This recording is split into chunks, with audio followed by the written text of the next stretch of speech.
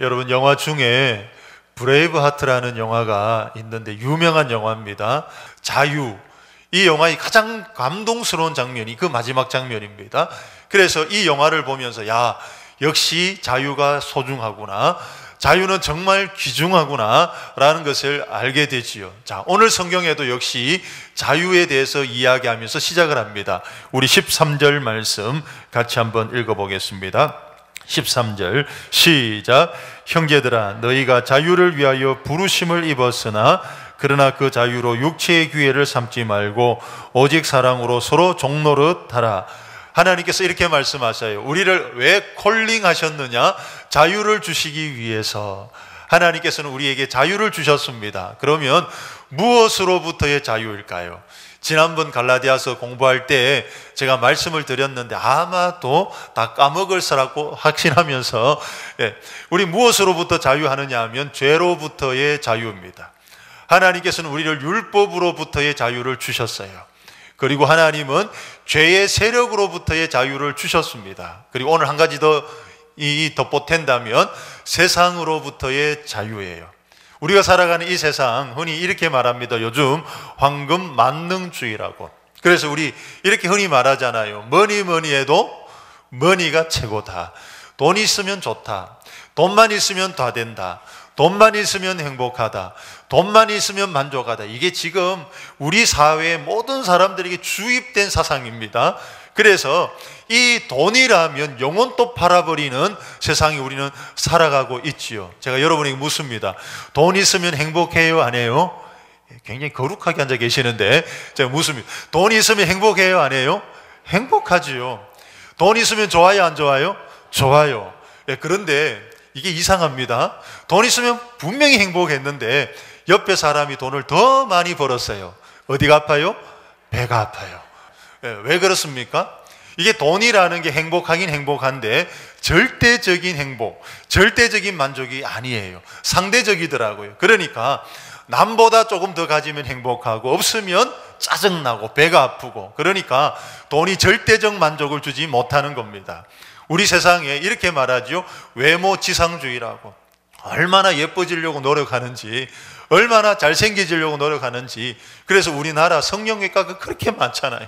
그러니까 외모지상주의지만 이 외모가 나에게 절대적인 만족과 행복 주는 것 아니에요. 상대적이에요. 그러니까 우리는 이 땅에 살면서 계속해서 외모가 좋아야 된다, 외모가 중요하다, 돈이 있어야 된다라고 계속 주입됩니다.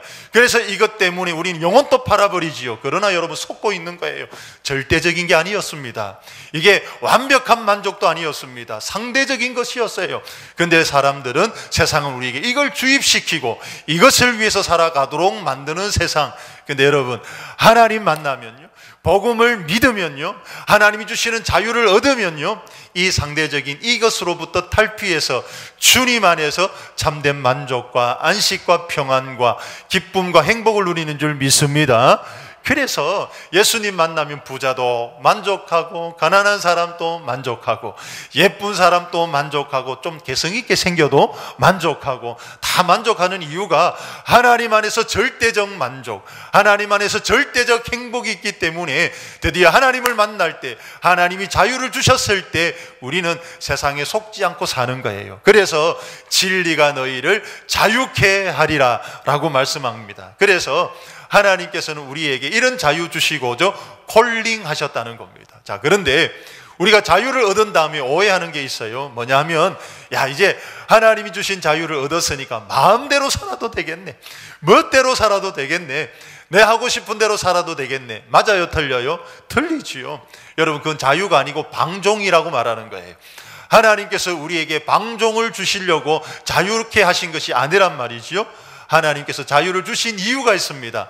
그게 무엇일까? 13절 말씀에 나옵니다. 다시 한번 성경 볼까요? 13절에 보시면, 그러나 자유로 육체의 기회를 삼지 말고. 육체의 기회로 삼지 말라는 거예요. 쉽게 말하면 죄 짓지 말라는 겁니다. 이제 우리는 죄 짓지 않을 수 있게 되었다는 거예요. 여기서 나오는 육체는 단순하게 우리의 이 신체를 가리키는 것이 아니고 이제 죄의 본성을 가리키는 겁니다. 그리고 기회라는 이 단어는 군사적 용어입니다. 교두보라는 말이에요. 그러니까 하나님이 주신 자유 가지고 죄 짓는데 교두보 놓지 말아라, 죄 짓지 말아라는 겁니다. 여러분, 이게 가능할까요? 가능해요. 우리 성경으로 한번 확인해 보십시다. 에베소서 2장 1절에서 3절 말씀 우리 한번 보십시다. 시작. 그는 허물과 죄로 죽었던 너희를 살리셨도다. 그때의 너희는 그 가운데서 행하여 이 세상 풍조를 따르고 공중의 권세 잡은 자를 따랐으니 곧 지금 불순종의 아들들 가운데서 역사하는 영이라.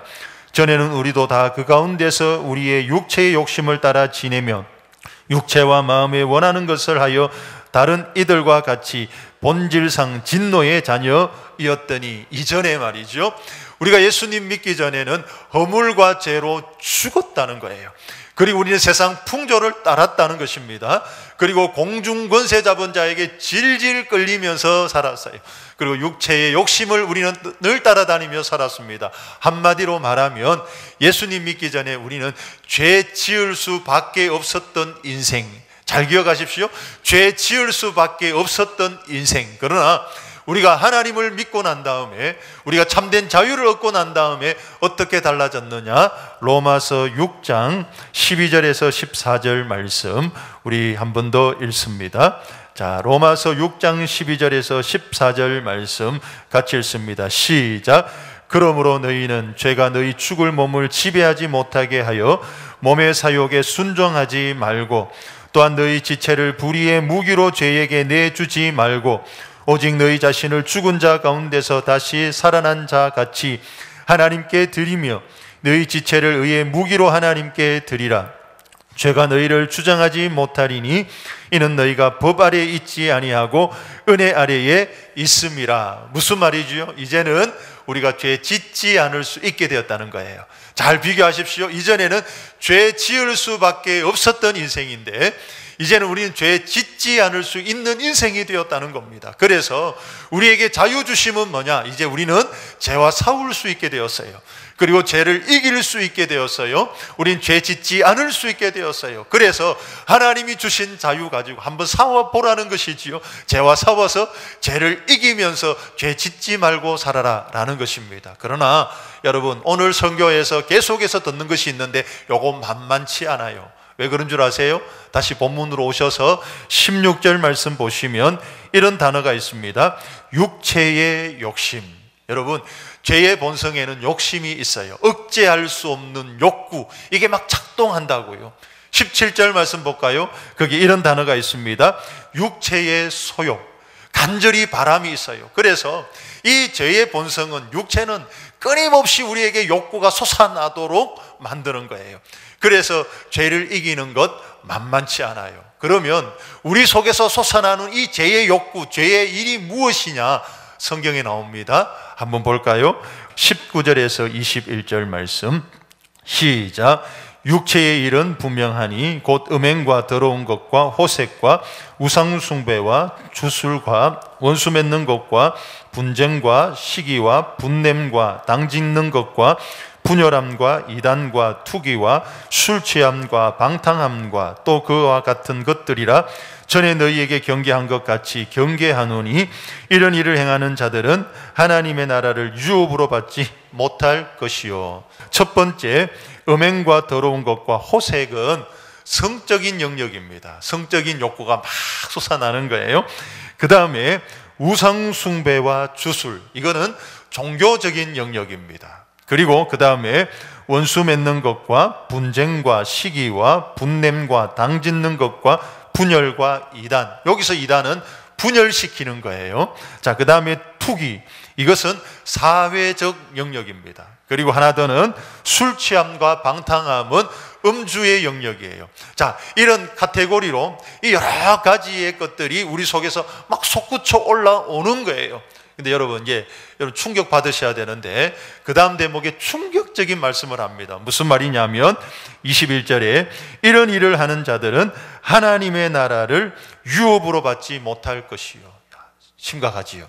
자, 이런 일을 행하면 하나님 나라의 유업을 받지 못하는 거예요. 이거는 뺄 수도 없고 더할 수도 없고 정확하게 말하면 천국 못 간다는 말입니다.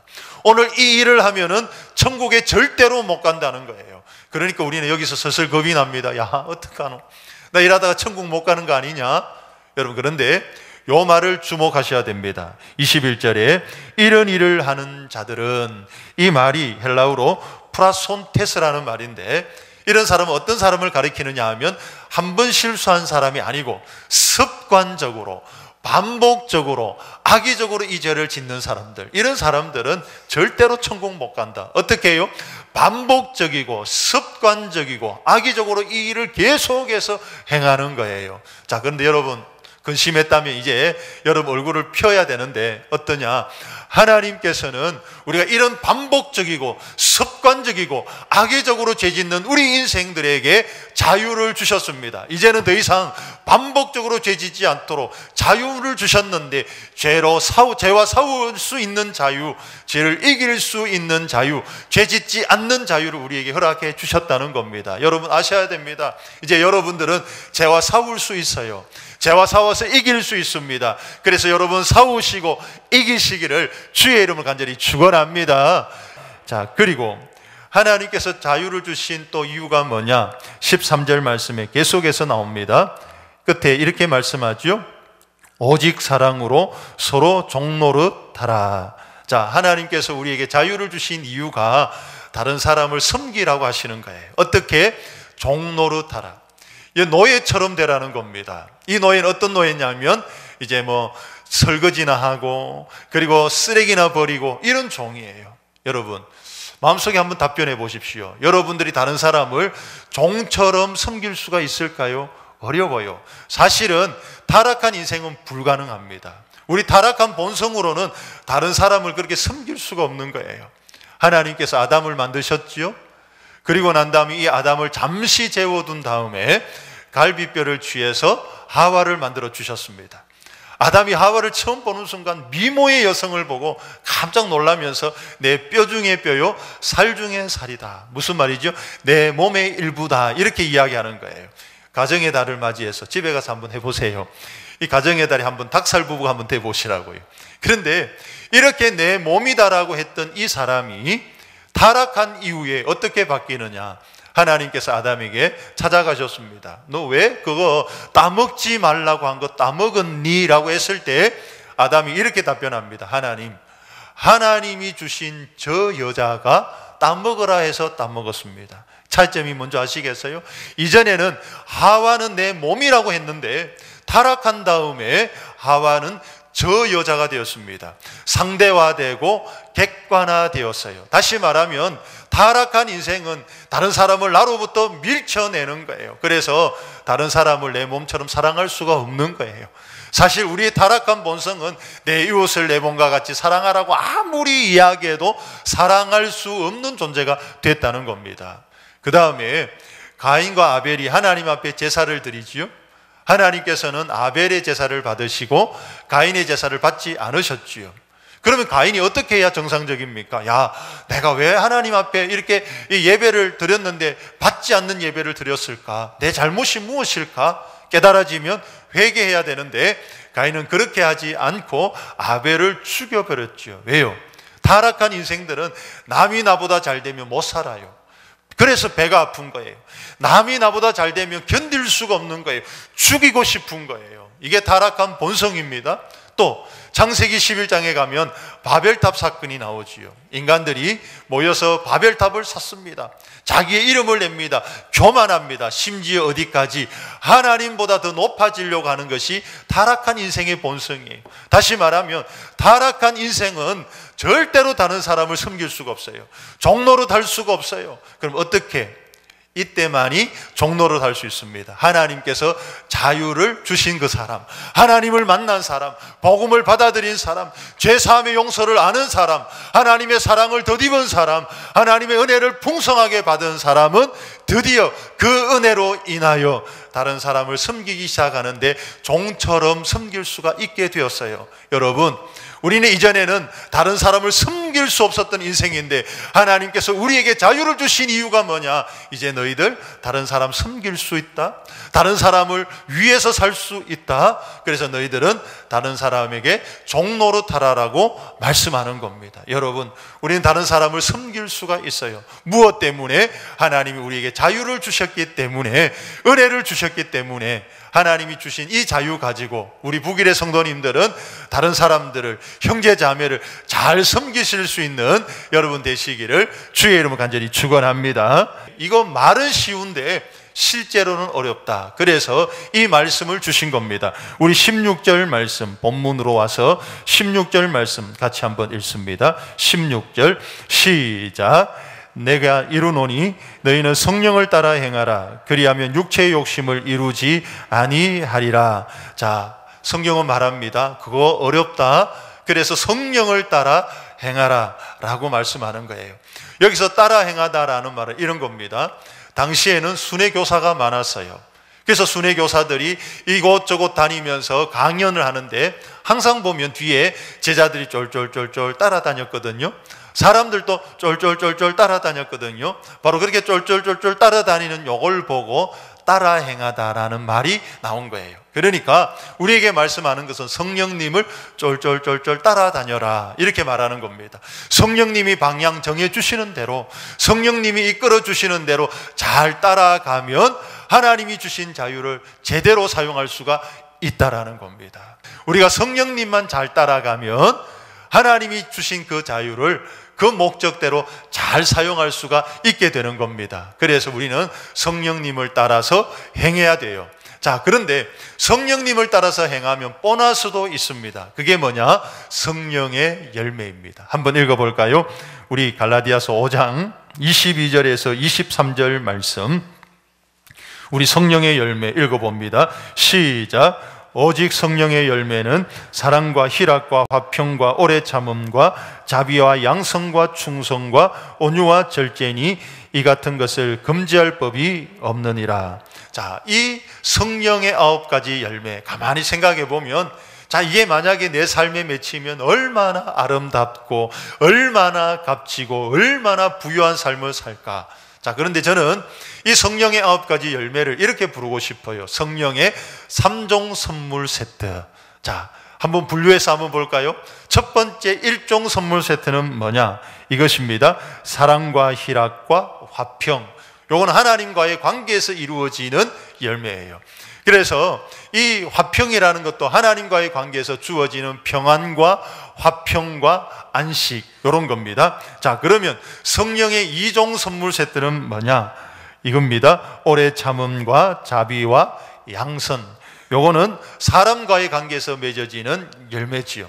특별히 이 양선이라는 말 익숙하지 않는데 선하다는 겁니다. 여러분, 의로움과 선함의 차이점 아세요? 의로움과 선함의 차이.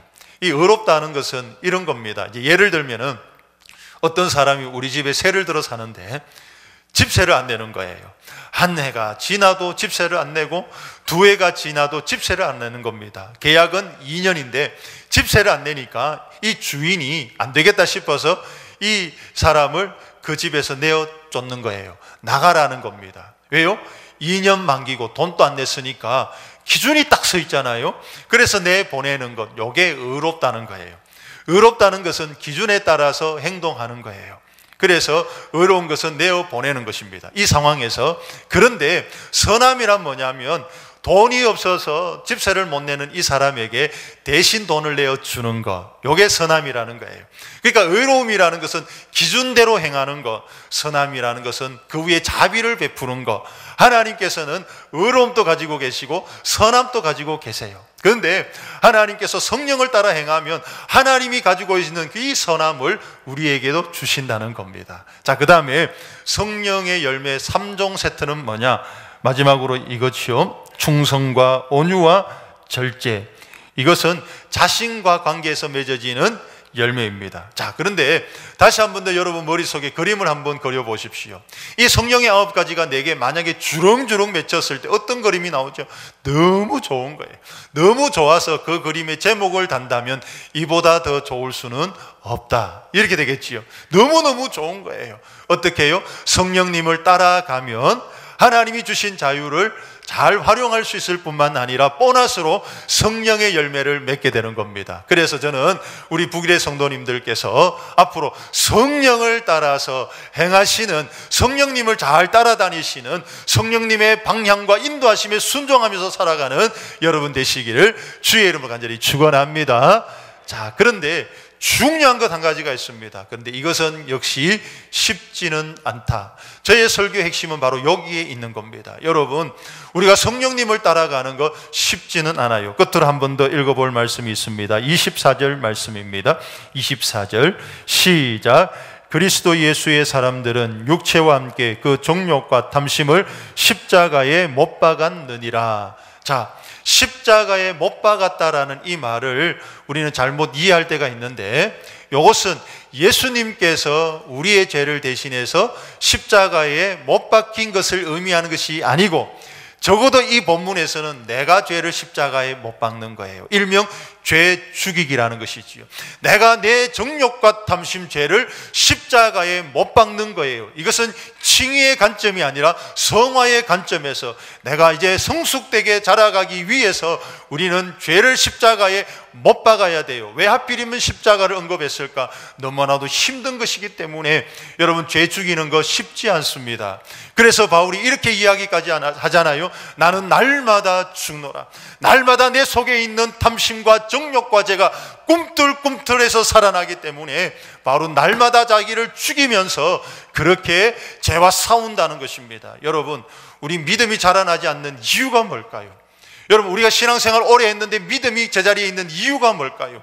우리가 성령님을 따라다니는데 자주자주 실패하는 이유가 어디 있을까요? 여기에 있습니다. 우리 신앙생활 할 때 오해를 많이 하는데 이렇게 생각합니다. 마트에 가면 에스컬레이터가 있지요. 그게 두 발을 딱 올려놓으면 저 위에까지 그냥 자동으로 올라가요. 우리 신앙생활이 그렇게 생각합니다. 성령을 따라 행하라 그러면 성령님이 마치 나를 업고 그냥 가만히 있는데 저 위에까지 데리고 가주신다. 여러분, 착각하는 것입니다. 우리는 이렇게 생각한다고요. 내가 영적 싸움을 싸워야 되는데 하나님이 나를 대신해서 대신 싸워 주시겠지. 내가 이 땅에 죄와 싸워야 되는데 그거 하나님이 내 대신에 대신 싸워 주겠지. 아니요, 이래 생각하기 때문에 여러분의 신앙이 제자리 걸음하실 수가 있고, 이렇게 예수를 믿는다면 수십 년을 믿어도 제자리에 밖에 있을 수 없는 이유가 바로 여기에 있습니다. 여러분, 우리는 죄와 치열하게 싸워야 돼요.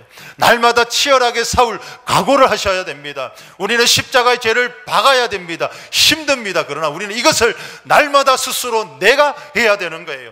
하나님이 대신해 주지 않아요. 성령님이 대신해 주지 않아요. 다만 성령님이 우리를 주도하시고 이끌어 주시고 도와주시겠지만은 싸우는 사람은 누구냐? 내가 직접 싸워야 되는 것입니다. 쉽게 가려고 했는데 그게 아니구나. 그게 신앙생활이 절대로 아니구나. 신앙생활은 날마다 내가 나를 쳐서 복종시키고 죽어가는 일이구나. 그럴 때 여러분은 오늘 또 조금 잘하고 내일 또 조금 잘하고 그 다음에 조금 잘해서 드디어 여러분들은 예수님을 닮아갈 수 있게 되는 거예요. 저는 우리 북일에 있는 성도님들, 성령님을 따라가시되 그냥 쉽게 가려고 하는 마음을 버리시고 다시 한 번 더 심령의 옷깃을 여미고 허리띠를 동여매어서 두 주먹 불 끈지고 날마다 내 속에서 꿈틀거리는 죄와 치열하게 싸워서 승리하심으로 우리 북위에 있는 모든 성도님들이 성령 안에서 성숙의 자리로 나아가는 여러분 되시기를 주의 이름으로 간절히 축원합니다.